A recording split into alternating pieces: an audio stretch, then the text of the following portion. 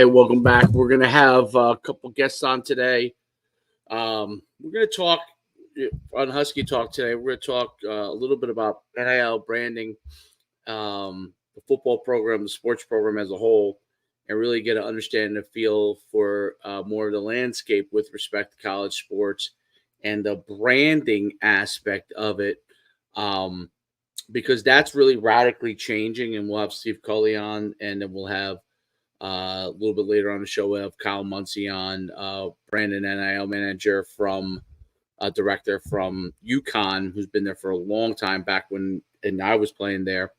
So right now I'm going to go do my best Colin Cowherd, running a real solo until we get our guests on. But the branding and NIL, and how universities are handling branding with respect to college sports is rapidly changing, and everyone in the landscape is really trying to develop themselves in like influencer type program with respect to branding and NIL.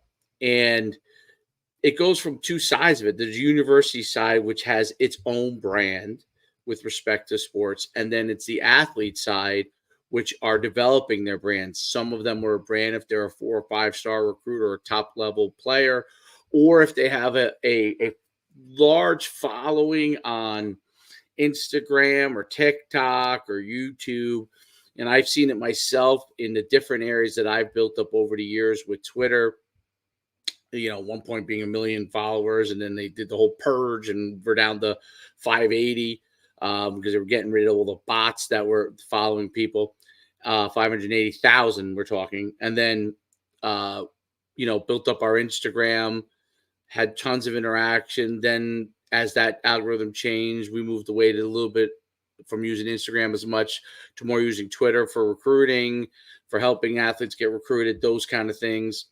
And then now we're using YouTube because YouTube with shorts, with the long form content, we're combining both the long form content and the short form content to really develop a brand with respect around sports, and then obviously also football as well. And there's a cultivation of that, and universities now are really starting to try to figure out how to do that. And that goes from the Division I level all the way down to the Division III level and beyond, to even like JUCO and high school, where everyone's starting to develop a brand and leveraging them. And we'll talk about that a little bit later of how Uconn is handling that. And one of the things that I think is really important is every university and possibly the individual athletes have to develop a level of brand that combines both their on-field performance, okay, what they're actually doing and highlighting what they're doing and doing it really well, which means behind-the-scenes preparation, and their offline or their off the field performance, which may be social media, maybe pure media, press, those kind of things, developing their own brand, and then figuring out financial leverages that they have within the industry, within business, within sports, to be able to build their brand. And you can look at just what with the EA Sports bringing back NCAA college football and the explosion where they expected, I think I read, if they had made $150 million from NCAA college football coming back for NCAA 25, that would have been a windfall for EA Sports. And because of the branding and because they signed the athletes on board to that, and then I'm sure, I don't know the exact deal that the athletes got with it. There may have been some that got more. Like I saw Shedeur Sanders playing it with Travis Hunter, in order to get them to play those games or promote it, they're paying those guys more. I don't remember what they got exactly, but you're probably talking 50 to 100K just to do that, to play that game. So to bring in the fans. My son, watched them play college football. He plays that game as a 9-year-old and enjoys it, right? And so the branding aspect of your university, where you're ranked in the EA Sports college football game, is branding for recruits. This is why your overall branding and how you're doing on the field is just as important as is more important than what you're doing off the field, but off the field complements that. So EA Sports, they thought $150 million would be a huge windfall for them. And they've already done over $500 million just from game sales for EA Sports college football. So now you got to think about that. So, it's called the Husky Huddle. And we talk about the Husky Huddle here, and we're talking about. And I want to I want to change my image here because I don't know why I put. There we go. Oh yeah, there it is. So the Husky Huddle, we want to make sure that we talk about what is going on with respect to Uconn, with respect to everything from football to sports here. And, NIL and branding is such a big thing with respect to sports and bringing in the recruits. So basketball, getting Danny Hurley to come in and do well and win back-to-back championships, and them getting the players over to be able to come on board. They did the NIL deals for a couple of their top players that ended up coming, the player that transferred from Rutgers to them. Those are all the kind of things that have to be done. And, there's articles 3 weeks ago, the Hartford Courant just talked about, there's a course now at Uconn on lessons of building a brand, creating content, and more empowering student athletes and NIL ventures. I mean, that's a big thing, but it's not just on the branding. Is you got Learfield and you have and then IMG, which are all big involved in that aspect. But the university itself has to have a declared plan for their sports and their overall athletic department, because the university has a certain brand, okay? But what changes is the branding of the school with respect to sports. So how good the sports teams are is a brand for you as an athletic program. How good your teams are, Uconn being known for basketball, is a brand for basketball for Uconn. That's a big, big deal. And that's men's and women's basketball, which have won multiple national championships.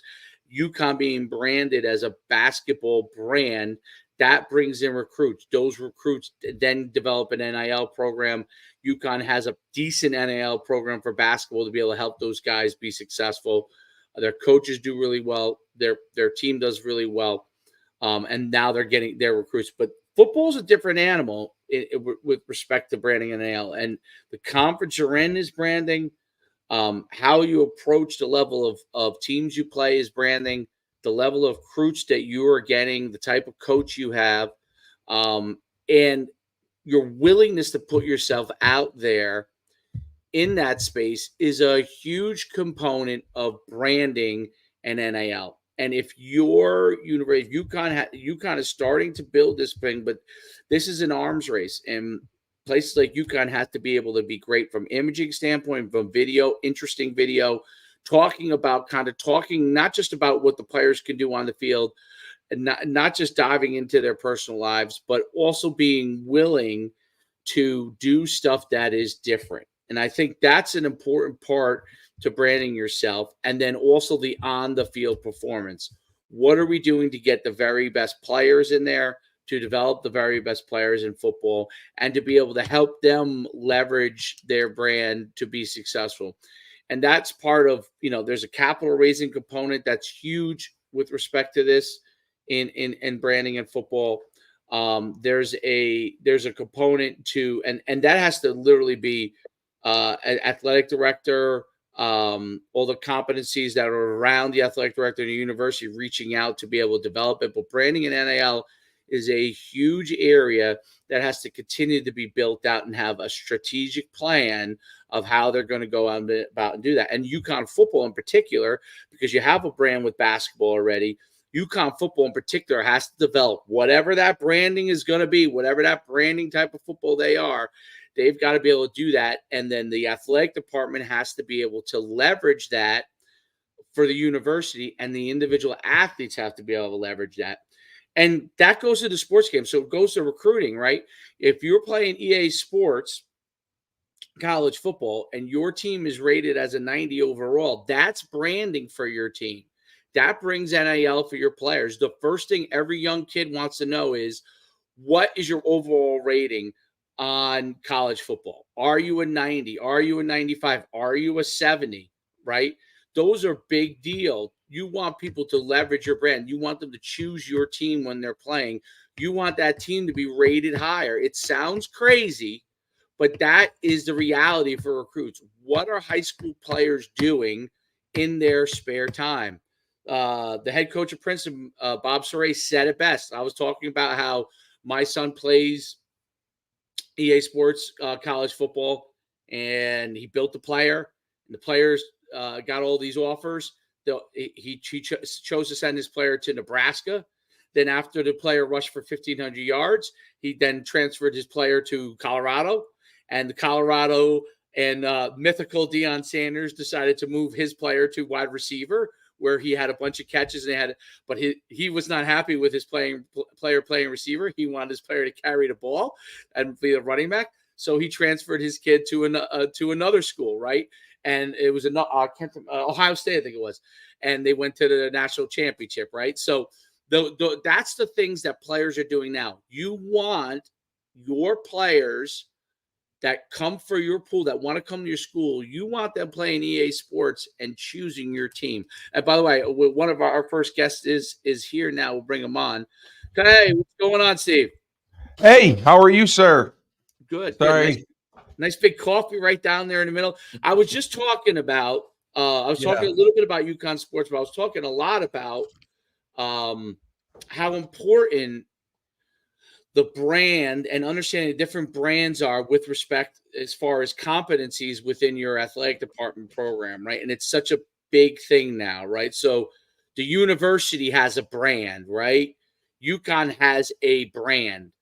The basketball team, women and men's at Uconn, for example, have a gigantic brand, right? All right. Without, let's take imaging and all that kind of stuff out. Without imaging, without their success on the field. And I was saying performance on the field is the number one thing that helps your overall university brand, but they coincide, right? And then there's the off the field part for your university. Like, how do you promote what you're doing well? So whereas football has a completely different brand right now within the same university, and how they have to work to promote whatever that edge is that they do have. They have to promote that, right? And they have to figure out imaging wise what they have to do. Whereas, if you're men's basketball at Uconn, you could simply put up a Bobby Hurley and a team holding the national champion. That is your brand, right? Whereas football is going to have to do something different. Field hockey, maybe they have a young woman that's an influencer that has a bunch of followers. That's part of your brand. And then the individual side is a huge component of these things. So your individual players taking ownership of not just their brand from a financial standpoint, because that obviously is what comes down the line, but taking control of their brand because their brand is their image, right? And then let's take money out of it because a lot of them may not go to the NFL, but their brand will carry with them whatever their brand is. Steve Cully has a brand. Dave Schuman, the Coach Schuman brand. Listen, I haven't coached high school football this will be the fourth year that I haven't coached high school football. But because my brand is Coach Schuman for so long, everyone calls me coach, right? I'm not. That's how you're recognized. Right. So that becomes your brand. Now, how do you leverage that in positive capacities is a really, really big deal. So, and I think those things, those are all a strategic plan from the top. How do we do this? How do we leverage it? How do we build up each one of these silos with each sport, right? Each sport's a silo. And I think about it, what's hard for not just UConn, but any university. I mean, Alabama has different things that they have to deal with, right, than what UConn has to deal with. But each sport is a silo, right? And within that silo, there are many different things on there. There's a roster of players. There's a coach. There's the branding within that sport. There's the video team. And each one of those silos, you got to cut across your silos, right? So you have a concerted image that you're trying to get across. At the same time, you're addressing each silo's individual needs. Basketball's individual needs are a little different than football's or field hockey's or swimming, right? And it's all about developing that overall university image, but also those individuals and the people within those silos developing their on the field performance play, which is so important. Obviously, that's the most important, because if you win championships, okay, your branding's a little easier, right? Exactly. But if you're on the road to try and build something, how do you take those steps to get to that point? You have to maybe have a little bit more on the branding side until you get to the point where you're there from an on the field standpoint. And then you're hiring. I can't emphasize how much hiring that the hiring of Dan Hurley, as it turns out, changed everything, right? And it's some of those things you don't always know, right? But you could see Dan Hurley. He was successful each step below. St. Benedict's, Rhode Island. I can't remember where he was before Rhode Island. But each step along, Wagner, that's what it was. Wagner, Rhode Island, Uconn, right? Each step along the way, he showed a tremendous level of success. And Rhode Island moved up. Yep, that's how he moved up. And the coach, I can't think of the name of the coach, but before he had won a national championship at UCLA, he was at Rhode Island. The URI coach, Jim something. I remember his name. Yep, remember now he went out to UCLA. So I think those are that was obviously Gino Ariema has been there for a long time. He's been a home run for a long time, but they're in a different phase. They're in a maturity phase of the women's program where they're trying to figure out how to marry the imaging, and that's where the individual like Paige Beckers has been so important. Paige Beckers has been so important to the overall imaging, and in this year in particular, Nika Mule was very important to the imaging of Uconn, right? Because Mule was huge. Not just her on the field play, but she's a good-looking girl, right? And all that stuff played into it. She had that next door girl, good looks. At the same time, she was like tough as nails, point guard, right? So it was kind of a unique brand. She leveraged it. Paige Beckers leveraged not just her on the field brand, but her personality and how she is. And she's also a pretty girl, and all those kind of things played into it. So as Gino Ariema's brand is this old school coach who built the program. Now he's considered an old school coach. Originally, his ways were very right. So, but an old school coach who believes in certain values. He has these hardcore values that he expects from his players, right? And then you have Paige Beckers and Nika Mule, who exemplify his values from a hard work standpoint, UConn basketball standpoint. At the same time, they're considered cool. Cool. They're new school. Yeah, absolutely. They're new school, right? They're cool. They they make TikToks, they dance, they have a good time, they play pranks on people, right? And those are some of the things that are done well, right? So when we go to football or other sports, which I don't know as much about, right? But we go to football, you're saying, okay, where is those things in the football program? So those things have to be built, right? Those things have to be built from the ground up. I'm sure the baseball program, which has had a ton of success. Track and field has a couple people that have done well as influencers on TikTok. But for the most part, like football has not had that. And like you mentioned, the EA Sports game, that's huge. Playing that game, using our team, knowing the ratings, that is huge for branding, because that's how kids learn teams. I mean, that's how I used to learn about teams. I would learn the players and know all their skill set because of the EA Sports games, the college football games, or the Madden games, because that would tell me everything. That is absolutely 100% branding. And their names are on the back now, right? So when we played, it was number 9, and whoever number 9 represented, you knew who it was, but his name wasn't on there, right? Right. They used your likeness, but they didn't pay you for it. Yeah, I know that Uconn has some good backs. And how do I know they have good backs? Because not only did we do the research from last week, but in EA Sports, when I played with them, the guys who are high performers, running backs are high performers. The running backs. The ratings. they run the ball and they gain yards. And even though UConn isn't that rated as high in the college football, their running backs are really good. They kind of keep you in the game. Their offense is good because of those guys when I play with EA Sports. And you want people to play with, you want the high school kids, the middle school kids to choose. And it sounds crazy, right? But you want them to choose that player. Like to me, absolutely. Like imaging, here's I'm ex-player. I'm the running back of UConn. And play with me. Here's my image on EA Sports. That goes tweeted out, Instagrammed out, TikTok out. And here's my score, dude. You're going to rush for 1,000 yards. You play with me, right? Because he's one of the guys that or D lineman who's really good, or one of those players. And I think that's how you start to get, leverage the things that are around you to build branding, to create success. But it requires there's an overall strategic plan for the university, which obviously we're not privy to, whatever that plan is, right? For the athletics. And then there's individual silos within the sports. And that's where it gets hard for each individual sport, because the head coach in the old days, I'm just coaching, man. And that's why UConn for football, like they have a GM now, right?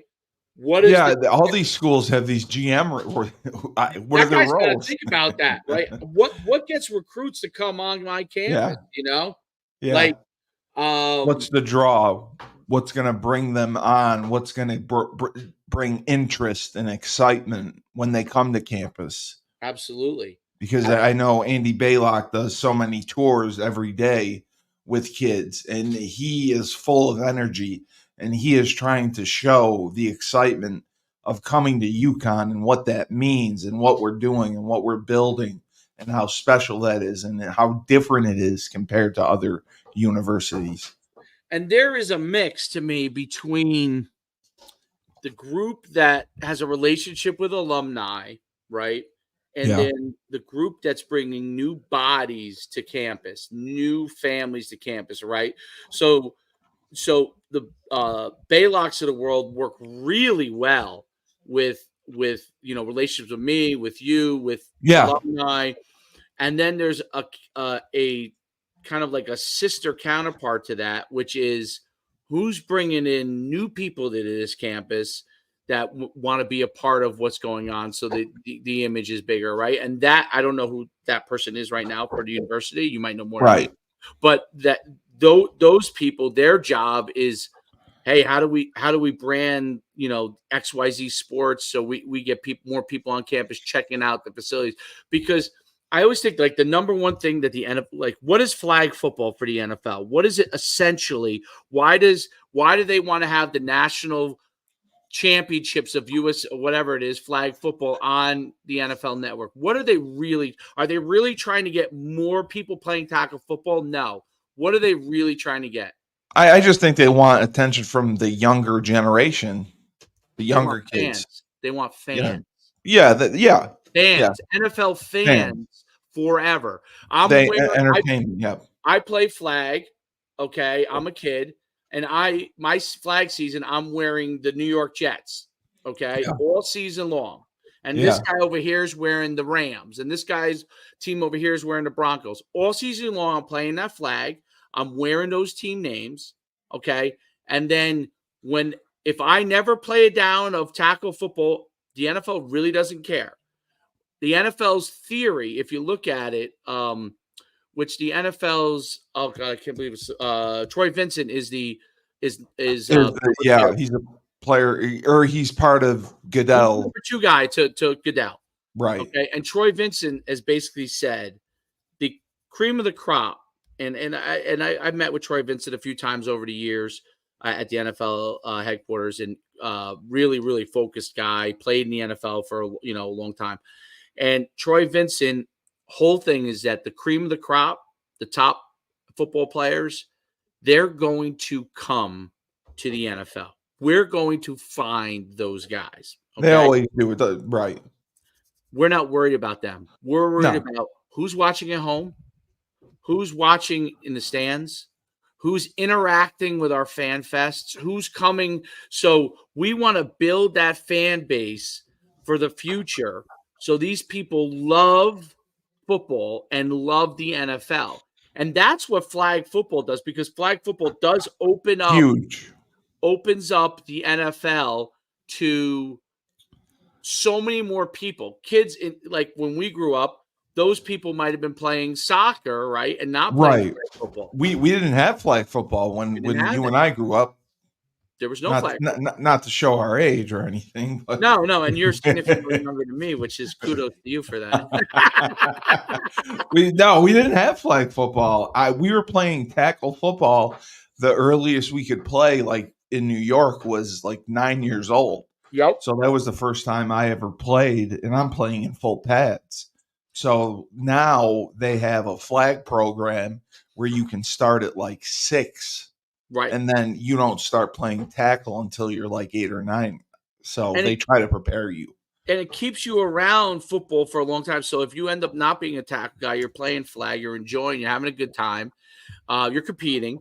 And so kids who used to just play soccer now will play flag football too. And some of those kids will, and from other sports as well, but they'll play flag football too, right? So now, though, where in the past, if you were a football player, a tackle football player, and you were a soccer player, you were in two different worlds, right? So the football players played football. When they were done with their career, they probably still love football. The soccer players who played soccer, they did not really know that much about the football world. So the NFL looks at it like, we want all those people to play football and wear a uniform of a football team, because I want them at my football games. I want them at my fan fest. I want them subscribing to the NFL Network. I want them gambling on the games, right? Absolutely. It's all branding. And by the way, without further ado, on cue, we have a legend coming on here, okay? So I want to introduce him properly. Steve, you're a legend. And you tell us that every single time when you end the podcast, so we know, right? We absolutely know. But we're bringing on a living legend. I actually was lucky enough to work for this guy for a couple semesters. Oh, yes. Yes. So without further ado, we're going to bring in, he's in charge of the branding for the University of Connecticut Athletic Department and NIL, and he's helping with all those things. So we'll get a lot of fun stuff from him. Kyle Muncy, what's going on, bud? Hey, Kyle. What is up, fellas? Can you hear me all right? Yes, we can hear you perfectly. Thank you so much. This is, I tell you, you stand outside that stadium facilities building in 1994 and you think, I got a job in athletics. This is going to be awesome.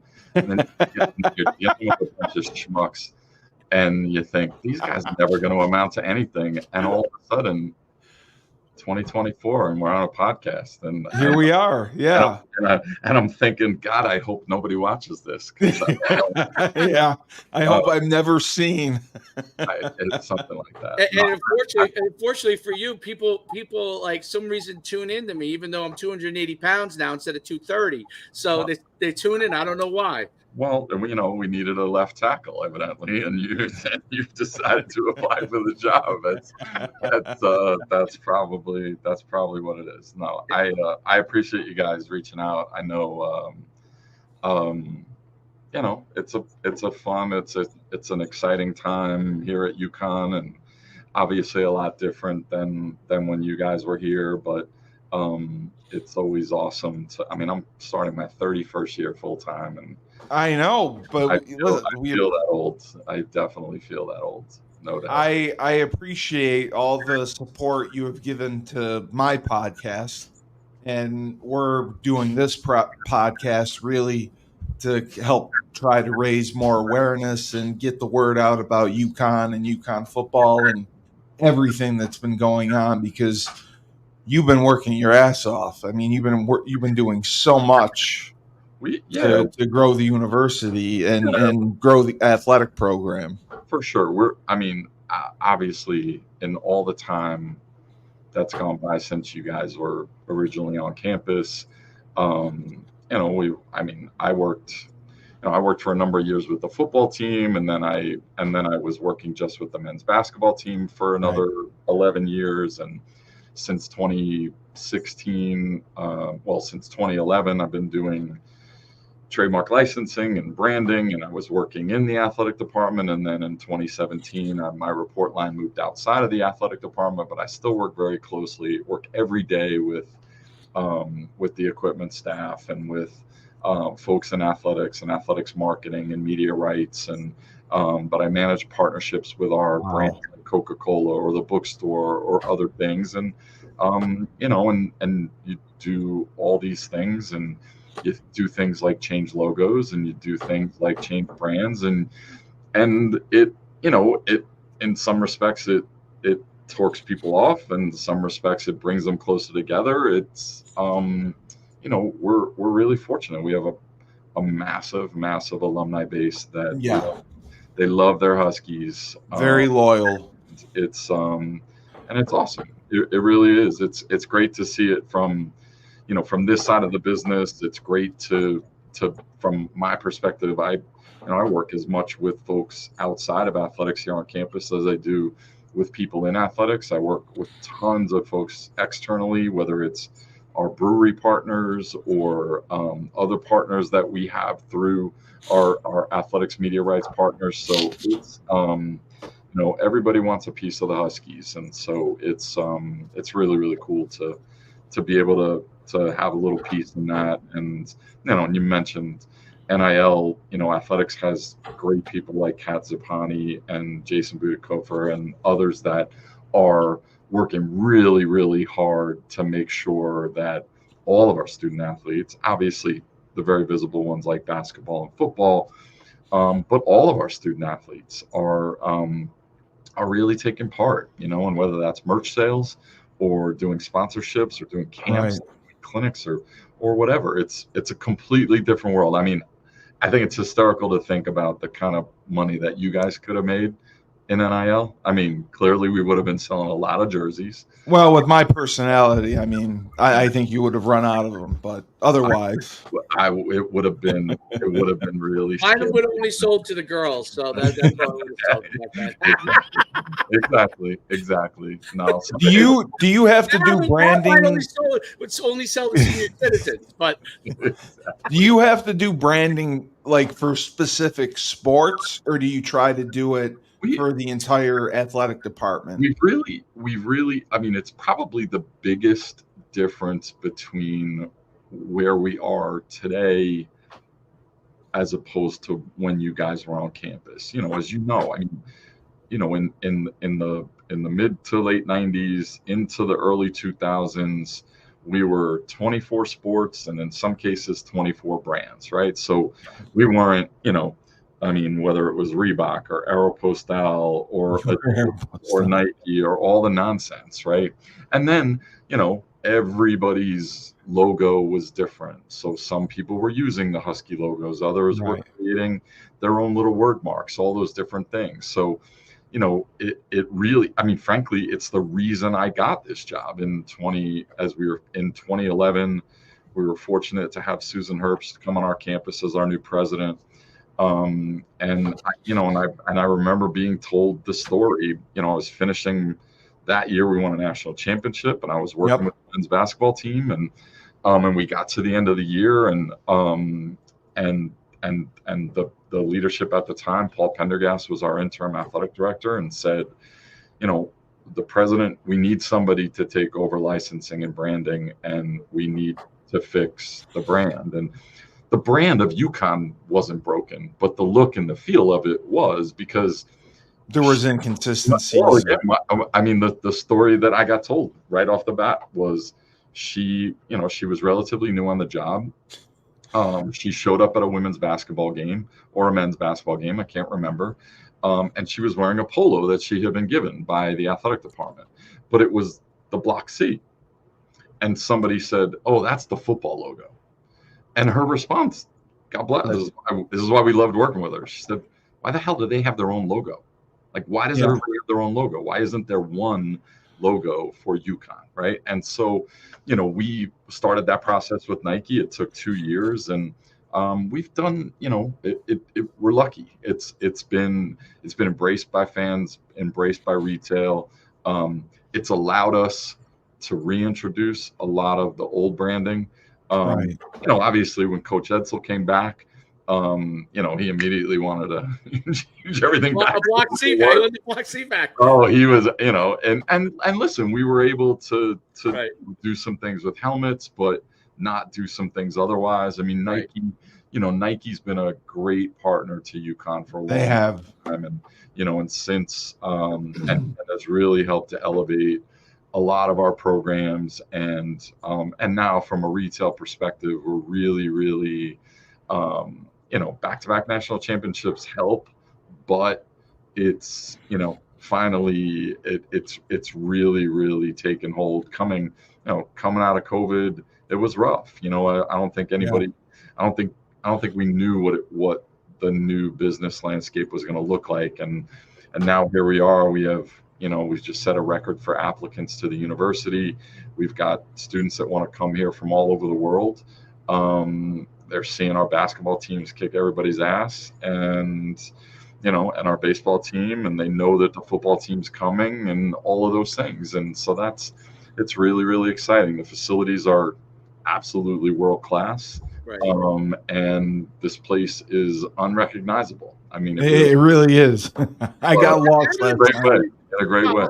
How do you manage the different silos? You know what I mean? So that has to be one of the hardest things, right? Because you have an overall branding, which is great. You kind of, how do you manage the different silos? Like basketball's at this point, right? Like where basically they can hold up, and I was saying this earlier, you can hold up that trophy and that's going to have a certain level of brand, right? And football's in a certain place where they're trying to find that identity and build. And baseball's now there, right? Because they've been to the playoffs, Final Four. Yep. But each one of those sports are different. Track and field. How do you manage that across? Because those new competencies within individual brands, like the athletes themselves, and then the university has an image, and then the teams have an image they're trying to portray, or you're hoping they'll portray. How do you kind of manage all that? Because it's all different needs, right? Oh, sure. I mean, listen, I think the one advantage that I have, obviously, is that I dealt with coaches that were incredibly successful and difficult. And, you know, I worked with Coach Calhoun for 17 years. I worked with Coach Edsel for 7 or 8 years. I worked with Coach Holtz before him. You know, there's people, I mean, I went to school with Jim Penders, and we were in each other's weddings, and, you know, we've grown up together.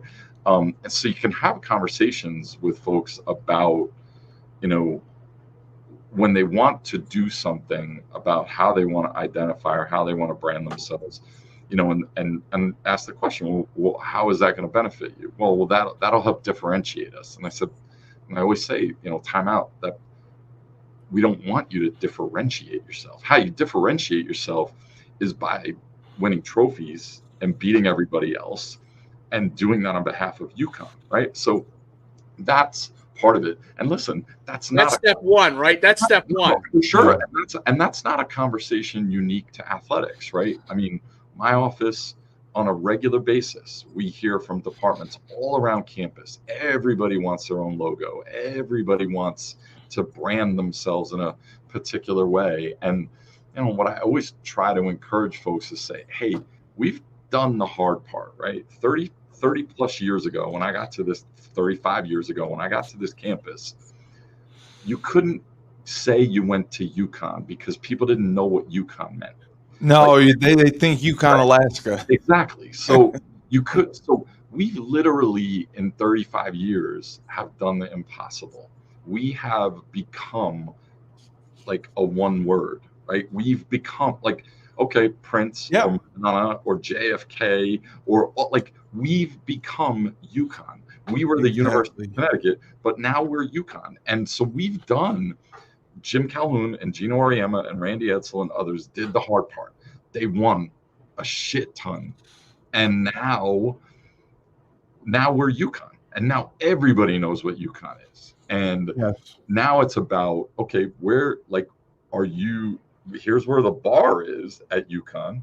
And that's what everybody hopefully is striving to, is just to meet that standard. You know, and people have that expectation, and it's funny because I was in a meeting across campus yesterday with folks in the Human Rights Institute, and we have a world-class Human Rights Institute on this campus. We, like us and Notre Dame and Michigan and Texas and NYU, that's the circle that we travel in the space of business and human rights. And so we compete at the highest level academically all around this campus.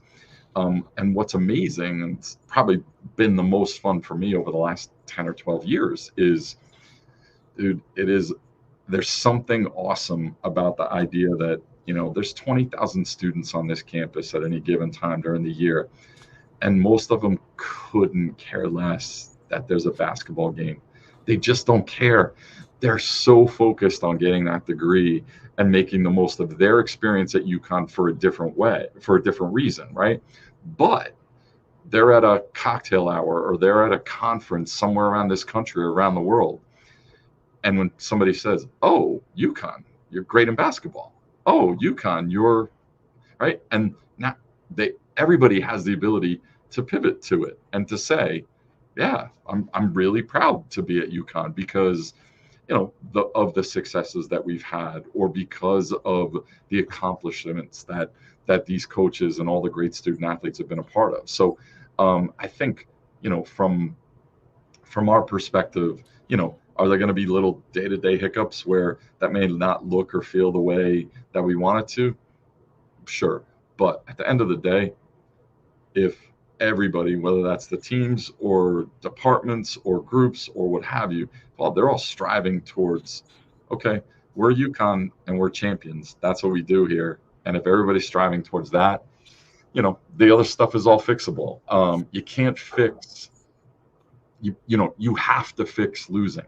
You have to fix mediocrity. You have to fix, and that's what's been so great about Coach Mora and what about what they've done. Yeah, no doubt. And what about does conference conversations start to come up with branding? Because these conferences now, obviously, the Big East as a basketball brand, everybody knows it still, but in other sports, I wonder if that becomes more and more of a conversation because these mega conferences, basically what. Super conferences, the Big Ten. I mean, listen, that's starting to become like a brand in itself, where they're so big branded wise. I think there's two ways to look at that from our perspective here at UConn. Obviously, David Benedict and the folks that manage athletics and the people at the university, there's a financial and a revenue piece of it that they have to do what's in the best interest of the university and the athletic department. And those conversations are way above my pay grade and most people. They're, and so you have to do what's best on long term. As someone who's been here a long time, are the things interconnected? Yes, but the coming back to the Big East in 2020 was a shot of adrenaline to our fan base like none other, right? So, and you guys know it as guys that have followed football as closely as you have, right? So, in the late 90s, we could talk all about upgrading and who we're going to play and being in the 1AA playoffs and all that stuff and win and yada yada, right? But it was all focused on stadium, great, everybody was excited, but now it's okay. We're playing Miami. We're playing West Virginia. We're playing Pittsburgh. We're playing Virginia Tech. We're in the Big East. It was, and it's the same. So it's people having that ability to, to tie what they perceive the value of UConn's brand to be with part of what has helped to grow UConn's brand is by tromping over everybody else's, right? Right. There's not that's a great point. Funny. I mean, it's funny. I remember when I was working with the basketball team and in the 2004 Final Four, we beat Duke in the semifinals. And it was an exciting game, great comeback, real sense of relief because we knew we were the best team that whole year. And we thought with 4 minutes left that we had shit it away and we weren't going to win. And they came back and we won. and I was walking with Emeka and Ben and Talib this conference, and I said, guys, I'm like, I don't think you understand. Yes, people are happy we won. People want us to win a national championship, but part of the joy of that, and a lot of was the fact that Duke was so miserable because we had beaten them. Absolutely. Right? Like, part of elevating your brand is also like, you're not just elevating it in this cloud empty space, you're elevating it over everybody else's, and that's where, I think my brother went to Duke, and you probably never let him live it down. We always had their number. Yeah, it's an ongoing thing. Like, he tries to overwhelm my son with Duke gear when he comes and visits, right? And like, I'm like, obviously it's a great school, but I overwhelm it with Uconn gear, you know what I mean? So it's and to this day, it's because of basketball. Like, that basketball, like, if Duke ever plays Uconn, that's what we all think about. We think of Emeka Okafor. We're 10 points down, like 2 minutes to go in the game. We come back, and it was crazy. It was crazy. It's still, I get chills. It's definitely one of those, like, I can't believe that just happened. Yeah, it was awesome. I was there in Buffalo when they played. That was a great when they won to go. It was just an amazing experience. Listen, anytime you can be on the road and get great wings or great barbecue or great something else. So yeah, but listen, I wouldn't wish anybody to go to Buffalo in March. The weather can. He's hammering Central That's what we should have you on, is to talk about all the different places that you've gone and which has the best food. That's probably an even better podcast. And listen, I'm a native New Yorker from Long Island, right? Which is real New York. Like, that is real. Long Island, the city, and then everything else is upstate. Or Utica doesn't count. Or as I like to refer to it as South Canada. Like, that's basically. I mean, that is very true. It's true. Yeah, for sure. Do you still go on the road and travel with any of the teams? Not with any of the teams. I actually I travel quite extensively for all the work that I do in the brand and then the trademark space. So I'm on the road about anywhere between 60 to 70 days a year. Whether it's going for meetings with licensee partners like Nike or Coliseum or Champion or others. I'm very active. I serve as I'm a member of the board of directors of the Worker Rights Consortium, and we are also an affiliate of the Fair Labor Association. So we're very engaged with our partners in the parts of the world that our product is being created, like China or Vietnam or Bangladesh or Pakistan or Central America or any of these spaces. So for instance, I've gone to China, I've gone to Vietnam, I've visited these factories. We're going, hoping to be going to Turkey and to Bangladesh this fall to again visit some factories and be out in those spaces. But so yeah, I mean, I love getting out on the road. Thankfully, a lot of those meetings take me to Washington, D.C. It's one of my favorite cities, and obviously had been there quite a bit for basketball games and for other athletic events during the years. But and I try to. I mean, it's funny. I for the men's Final Four this year, I was in D.C. for meetings the week leading up to. Flew early morning flight Friday morning, got to Phoenix, went to the semifinal game, went right to the airport after the game Saturday night and took a red eye back because, I was hoping and knew we were going to win, and you got to be here because you got to sell a lot of product and make some money. So it's fun. I love it. I don't get to as many games. I probably go to all the football games, I would say. Yeah. We do counterfeit enforcement at the football games. Also, I have a couple undercover cops that I work with that we get out in the tailgate lots and make sure nobody's selling any bootleg product. Right.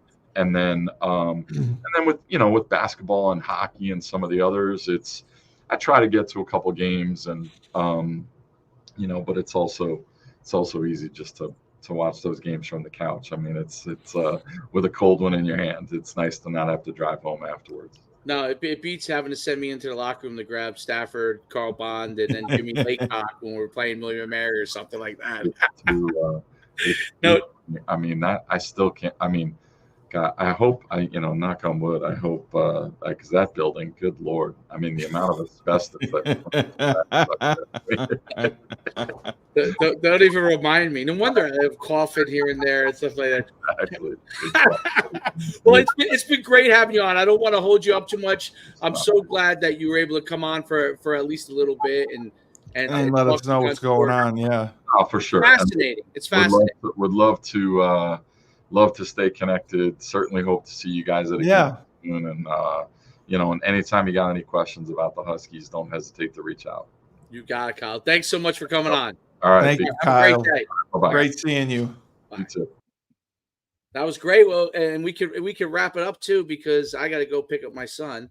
That was a great Husky huddle. I got to really kind of talk to Pre. You actually came in the middle just at the right time, and then I did, and I reminded Kyle. I was surprised he didn't sign on. I'm glad we got him on. He had a meeting. So that's why. Okay. Yeah, that's the only reason why he wasn't on right away. So he had a meeting, and then he was able to come on. He told me he was gonna. He sent me an email. He was gonna come on in a little bit. So it was great. We really got, and you know what? And I think this is more of what we want to do.